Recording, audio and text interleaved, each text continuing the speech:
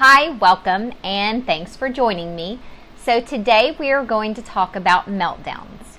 We're going to take a quick look as to what they are, what they're not, and an overview definition. So I asked Google to define meltdown. It says, informally, an outburst of severe emotional distress, a nervous breakdown. And of course it's used in a sentence. They wondered what could have triggered her meltdown.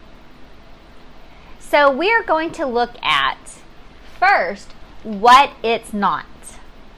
So it is not a disciplinary problem.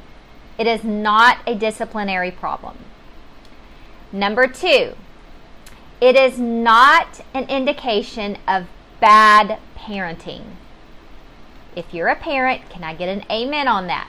It's not an indication that you're doing anything wrong and that you're a bad parent.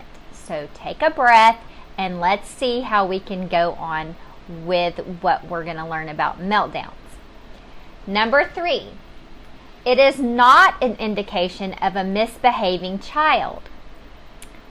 If you're a teacher or a parent and you have that student that tends to have a meltdown or tends to be having unwanted behavior that you're confusing with something else, and you think that child is just misbehaving, understand meltdowns are not an indication that that child would otherwise be exhibiting these behaviors. And number 4, it is not within the child's control. Meltdowns in general are not within an adult's control, a teenager's control, or an adolescent.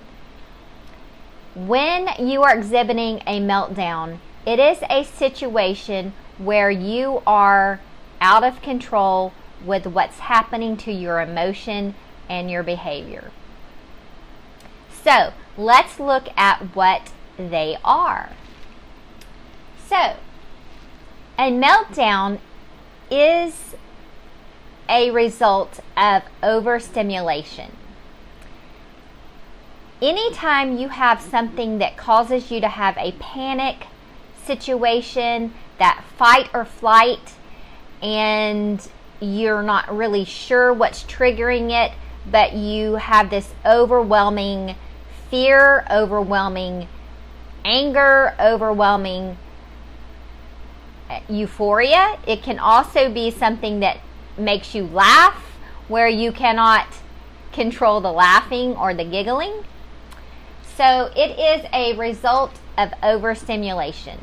The second point is a way for the body to purge emotions or feelings.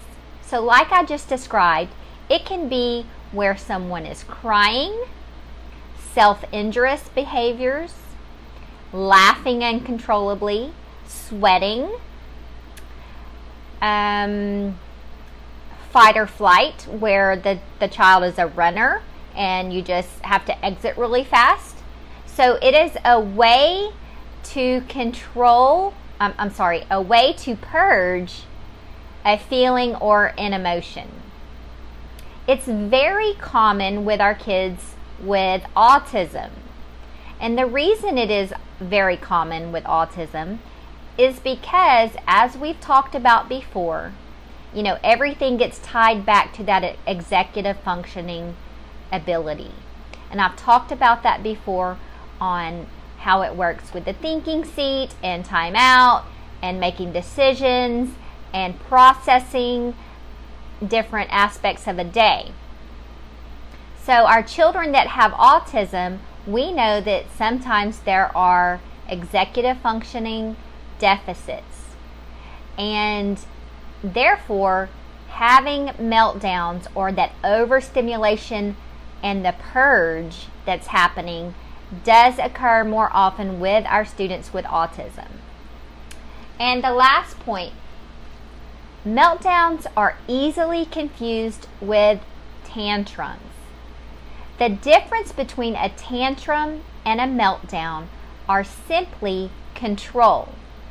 a child that is having a temper tantrum, a classic temper tantrum, not getting their way, throwing a fit, spitting, biting, falling down the floor, screaming, crying. You've seen them in the supermarkets or a restaurant.